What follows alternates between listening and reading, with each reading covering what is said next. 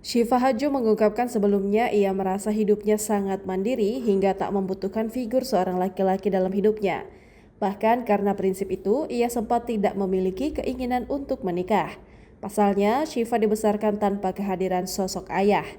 Melihat ibundanya bekerja keras dan mampu membesarkan dirinya serta sang adik dengan baik, Syifa pun merasa tidak perlu bergantung pada laki-laki.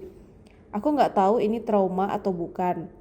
Karena ibu aku sangat mendidik aku jangan pernah bergantung sama orang lain, kata Syifa Haju dikutip dari YouTube Grace Thohir pada Selasa 25 Maret 2025. Ia juga menambahkan, sejak awal dirinya tidak merasa membutuhkan figur laki-laki.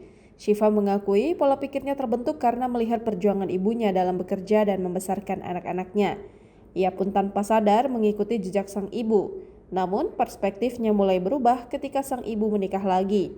Kehadiran sosok ayah tiri membuatnya lebih terbuka terhadap keberadaan pria dalam kehidupannya. Syifa mengakui sebelumnya ia tidak memiliki contoh hubungan yang baik sehingga pernikahan bukanlah hal yang menjadi prioritasnya. Namun melihat rumah tangga sang ibu yang harmonis dan kehidupan keluarga yang semakin lengkap, Syifa mulai memahami banyak sisi positif dari pernikahan.